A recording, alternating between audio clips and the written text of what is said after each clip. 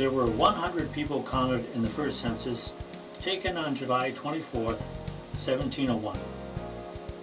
This was taken without consideration of the real Americans, the Native American Indian. 200 years later, the 1900 U.S. Census shows Detroit's population was 286,000. The population more than tripled 20 years later with a count of 993,000 and soared to over 1.5 million in 1930. The increase in population could have been due to the Detroit auto industry and businesses created by the auto industry.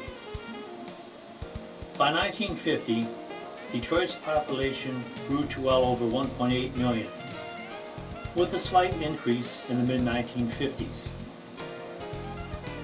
In 1990, the population fell under 1 million, with a count barely above 900,000. Since Detroit fell under 1 million, it failed to qualify for additional federal funds.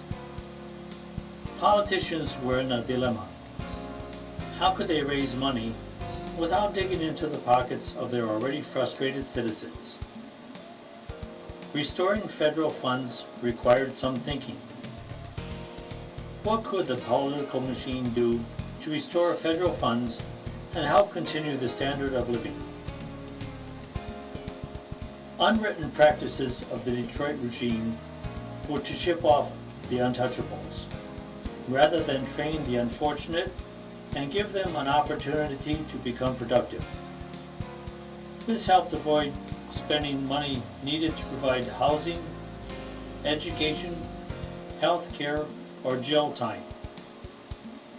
Shipping the unfortunate out of Detroit was Detroit's way of being fiscally responsible. To keep from losing some federal funding, Detroit petitioned the U.S. Census Bureau and was granted a recount. To stop decaying funds, politicians began embracing the homeless, the hopeless, and the helpless, abandoning an unwritten policy of shipping the unfortunate from Detroit by train to Chicago. City officials' remedy was to begin feeding, housing, and embracing any warm body and those with rigor mortis. Millions of dollars were spent by the city of Detroit to obtain a recount. Mayor Young gave city workers time off, hired more workers, and recruited volunteers to make an intensive manhunt to uncover 121,000 people. The census recount may have cost Detroit more than it gained in federal funding. After a recount, their 1990 census was readjusted to barely 1 million residents, giving Detroit additional federal funds. The 2000 census revealed a loss of 7.5% compared to the 1990 census, with Detroit going below 1 million residences for the second time in a row. Detroit tried to raise the census numbers while living with the memory of a 1990 census that culminated in a financial disaster.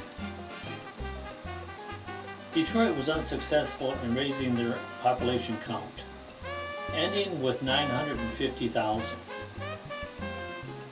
By 2004, government figures show a population of only 840,000, showing a loss of over 1 million since the mid-1950s, which is an unprecedented decline in any major American city. Some foreign countries don't sustain nearly as great a loss as this during time of war. Concerning population status, Detroit had a loss of 5.4% in 2004, which placed Detroit at the bottom of America's 251 cities, having a population of over 100,000. Despite the loss of more than half of Detroit's population, the number of Detroit's city council members remained the same as it did when it had a population of nearly 2 million in the mid-1950s.